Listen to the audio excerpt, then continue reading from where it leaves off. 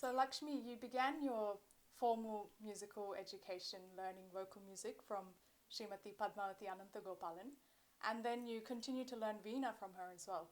So could you tell us a little bit more about the initial stages of your musical journey? Firstly, how did you discover your interest and passion in Carnatic music, and then what attracted you to Veena? My first introduction to Carnatic music was at home. My grandmother was a singer and she used to play the veena.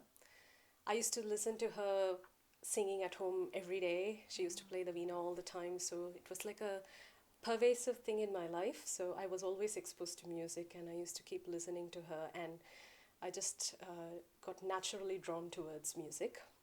And it was with my grandmother that I also started learning music. So I think I started when I was about 3 years old. And she used to teach me all kinds of kritis and small songs, all kinds of songs. And it was a very informal setting of learning music at that point.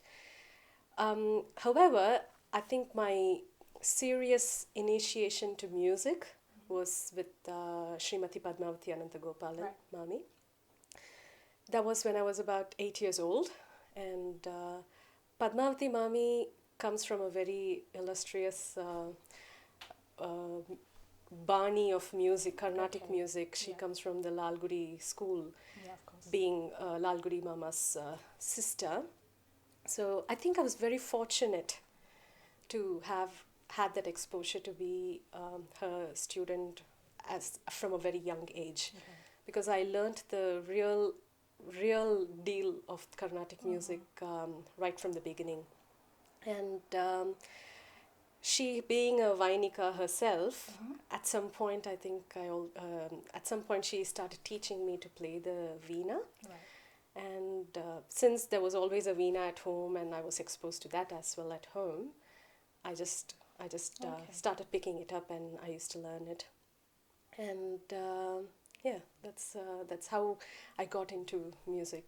Yeah. That's wonderful, and it's nice to learn a little bit more about your grandmother's influence on your music as well. Yeah. So from there, how did you decide that vocal music would be more of a focus? That's very interesting. Initially, when I started learning, I started with singing, and I loved playing the veena. I still love playing the veena. However, there was one aspect of vocal music that really drew my attention. That was the Sahitya aspect of music. Right. Carnatic music is just so complete with a lot of beautiful poetry, and there is so much lyrical beauty in our kritis and compositions that as a vocalist, it would help me relate to it better. Though as even as an instrumentalist, we still learn the lyrics, Yeah. but it's much easy to relate to the lyrics, the beauty of the sahitya, the language and the prosody and the poetry in the music when we are a vocalist. So I decided at that point that I needed to focus on vocal music and make sure that I'm able to spend enough time understanding the literary aspects of Carnatic music as well. Right. Okay. Well, that's a very fair point, and I can relate to that for sure. Yeah. So in 2005, you came under the guidance of Dr. Manjula Sriram, and you still continue to learn from her even today. And that's somewhat unique given Yeah. today's, fast-paced, multiple gurus, and some people even have quite short stints with some of their gurus. So what is it about Manjula Mami that has, and her personality and her style of teaching, that has kept you with her for the last 15 years and counting? That's it's become a fashion statement, I think, today for a lot of people to learn from many gurus. Right. But I'm very old school in this thing, in this matter. I started learning from Manjula Mami in 2005. I just started uni then. So it was pretty later in my musical training. And Manjula Mami always used to focus a lot on the Sahitya. Mami came from the MLV Tanjauris Kalyan Raman Parampara. Okay. So that's a very broad-minded school of music. So, and also Manjula Mami was the reason or the person who actually encouraged me to start performing concerts. Right. Okay. So that was a big step in my musical journey, because there is up to a point you're just a student, and when it comes to starting to perform, there are so many other aspects to music that you actually learn. Not just the manodharma, it's just about being a musician, being an artist, and all those things was something that Manjula Mami inspired me to take on and pursue in life. So I have a very special relation with her, and I'm very lucky that way. Both my gurus have been more than just a teacher of a skill for skill set. They didn't just transmit a skill set or just learning a music, just learning music. It was not like that. They taught me much more about life than just the musical part of it. I would say, like, even the way I would sit or stand or everything gets somehow they all get shaped when when you start imbibing and look upon to your teacher. Right. So there is so much more that I have learned from my guru, and the relationship that I hold with my guru is just so special, something that I can't, it's just so precious, and I wouldn't even be able to imagine, breaking that at all for any reason. The other thing was also that uh, when you learn from one guru, you learn one style of music. Yeah, sure. You with today's technology, you are exposed to a lot of music. You can listen to different artists. You can see what is best in a lot of musicians and try to imbibe that. However, when we learn one style of singing, one style of performing or playing an instrument, Yes. that kind of improves the quality of the music. That's my opinion. I feel it improves the quality of the music that you perform. And I noticed that, especially when I listen to like MS Amma or MLV Amma, they are so unique. While just listening to some of the songs, you can say, oh, that is, even if it's an instrument, Right. like you can, even if it's an instrument, you'll know, okay, this person is a student of Lalgudi Mama or That's MSG. So you know that there's a very unique style that's so Yeah. patented to their style of music. And when we are able to imbibe that quality in our music, I think it just it just enhances the way we perform the art form. And both my gurus were strict disciplinarians. Right. Manjula Mami, especially, she is very focused on, she puts a lot of importance to the chitte or the sangatis, Okay, the gamaka, where the gamaka has to fall, how much the gamaka should be, where the brika has to be. Even that is not compromised in I her see, style. yeah.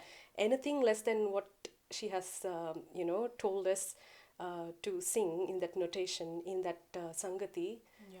is not acceptable. So Right. that amount of perfection was required, and I can see the beauty of that today. I mean, maybe at some point when I was learning, oh God, I need to keep repeating the same sangati. But now, as I sing the same sangati over and over again, I'm able to do the best out of that sangati.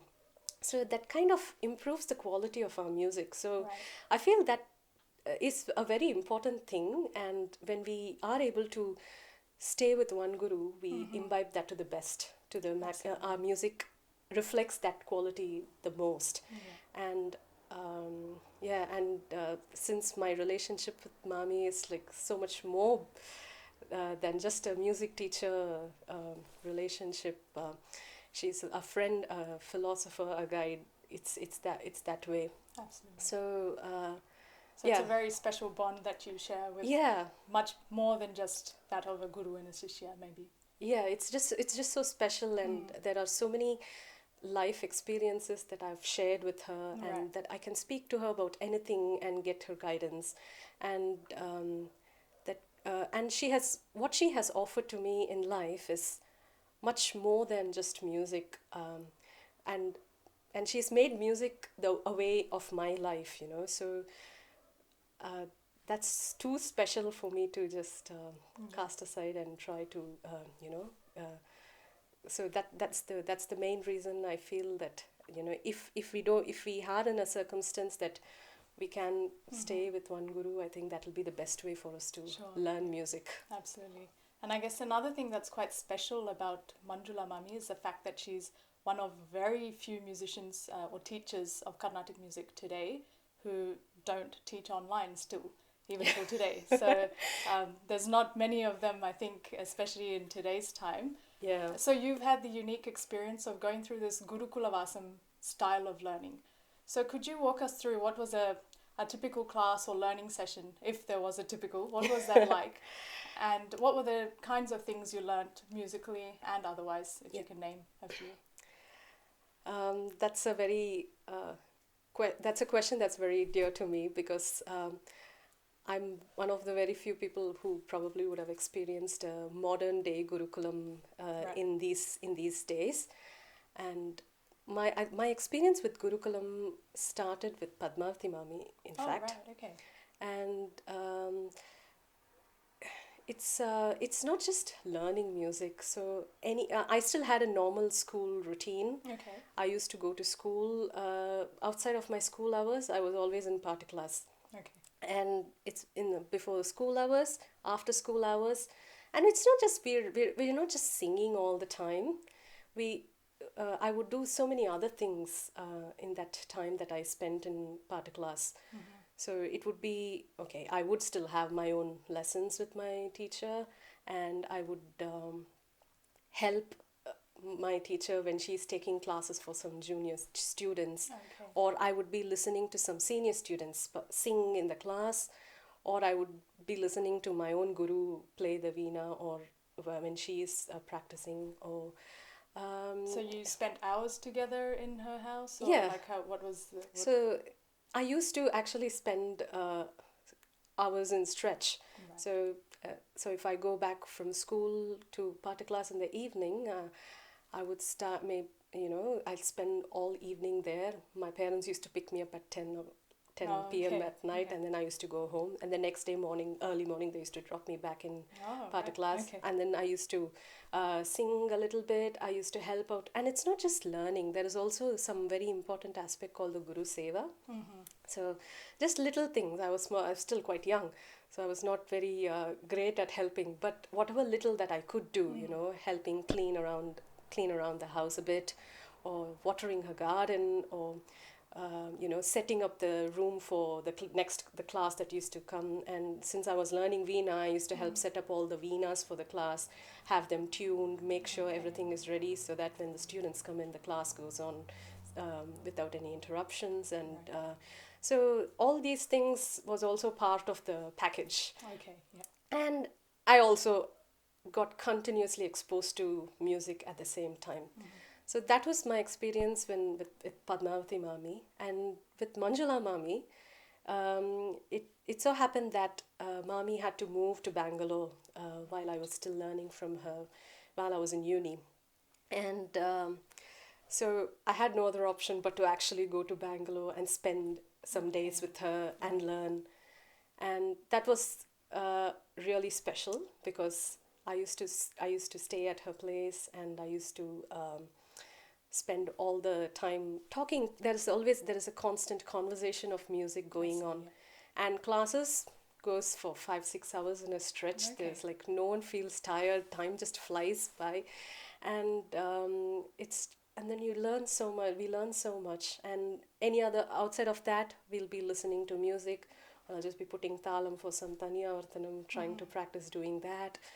And of course, we also had all the fun aspects, the chit chats, and all the delicious food that Manjula Mami makes for me every time I go there. So it's just very beautiful, and to travel, going out with her to like temples, and that is something very special to me, because every time Manjula Mami used to visit Chennai, very often she used to stay at my place. Okay. And all my other music class friends. Everyone used to come over and we used to jam for long hours. And then we used to also go to Mami and myself and some other friends. We'll go to temples. All the Chennai is full of temples, so you go to the temple, and then every Sanadi we have to sing some songs. Oh, right, beautiful. And the beauty about my gurus is that you can't say that I've forgotten a song or a sangati. You know, you have to know everything. You have to have everything in your fingertips. And any temple we go, any sthalam we go, any deity we see, Mami would have definitely taught something to us on that deity. Right. So she'll be like, okay, sing. And that's the most beautiful ambience to sing in, because in a temple, these days no one really stands in a temple in front of the Sanadi and sings a song, you know. These days it's just pretty non-existent. But I used to get that experience going there and singing everywhere, and that's just a totally different experience. So all these things come together, you know, when you learn, when you have that kind of a bonding with the teacher and with a type of a so I would say it is more like a modern day Gurukulam, the way I got to learn music from my guru. And it sounds like she would have invested quite a lot in all her students. If you're saying, you know, she's taught you compositions on every deity that when you visit a temple you can sing, which means you must have a very large repertoire, right? That she has taught you different kinds of compositions. And can you tell us a bit more about the kind of compositions she taught you? Everything? That is that is very special, because Manjula Mami was an academician. So she herself holds a doctorate in music, and she has been a guide to many students who wanted to pursue musical research. There's like a whole cupboard full of books, a whole room full of books, and Mommy's like, you know, we need to rewrite that notation because that book is getting old. So that's the kind of variety in her music. It's just be the the composers or the ragams or the languages. There's no bars to, there's nothing stopping. So Mami used to expose me to all kinds of music, and not just South Indian Carnatic music. She was also very keen to make us listen to Hindustani music and also try and imbibe certain qualities from the Hindustani style. And Mami being from Karnataka herself, there is a very strong Hindustani influence in at least in the North Karnataka region, where there is a lot of Hindustani music mixed with the Purandaradasa kritis or vachanas and all that. So Mami herself was exposed to so much such rich Hindustani music. So she used to make sure that we also, the students also, at least even if we are not professional Hindustani musicians, we understand the basics of the structure, the style of their music, the bandish, or just understand some theoretical aspects of Hindustani music. And so Mami constantly inspires me to learn new songs and approach new composers, new ragams, and try keep increasing my repertoire, so you don't get stagnant with your stock. And how do you do that today? Like, is it she's based in Bangalore, you're here, so how do you continue to learn and expand your repertoire today? So though she may not appear on Skype for regular classes, I'm pretty much on the phone with her all the time. So it's just very easy to pick up the phone and speak to her, and any conversation leads to something musically productive. So like even yesterday I had a chat with her, and something led to the other, some topic went to another topic, and Mami was talking to me about this ragam called Pushpalatika. And I was like, okay, intrigued. And then Mami sent me a couple of recordings, and then she sent me some notation, and she was like, okay, now pick this up. And there was some beautiful Vasudevacharya Kriti, one yeah, I can't remember the name now, but there was a variety of composers and Right. languages over there, and then it's a new ragam for me to add into my kitty. So Right. it was like that's how I keep increasing my repertoire today.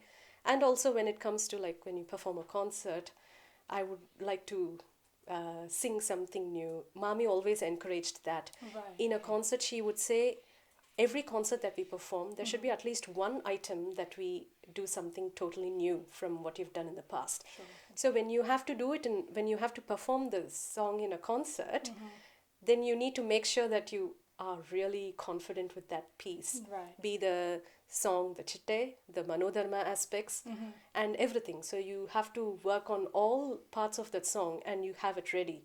And only when you're really confident, you put it on stage. So with every concert, there was an opportunity to learn something new. And back in those days, I mean, having grown up in India, we used to have a lot of competitions, and Oh yes. Okay. so competitions will be like, okay, Mysore Vasudevacharya compositions. So you have to give a list of 7 or 8 songs. Right. So in that attempt to participate in the competition, you have to learn some songs, Absolutely. or take a sant. Some Mirabai competition that you learn some 3 or 4 Mira bhajans, and that's how slowly that's the way I got to Right. increase my repertoire. That explains why we hear you sing a lot of rare compositions and different kinds of compositions from various composers in your concerts. I Oh. think so. It's all my guru. Fair enough. You yourself are a teacher of Carnatic music now. So, what is your experience of teaching students here in Sydney, having gone through this quite different experience of learning with this Gurukulavasam style?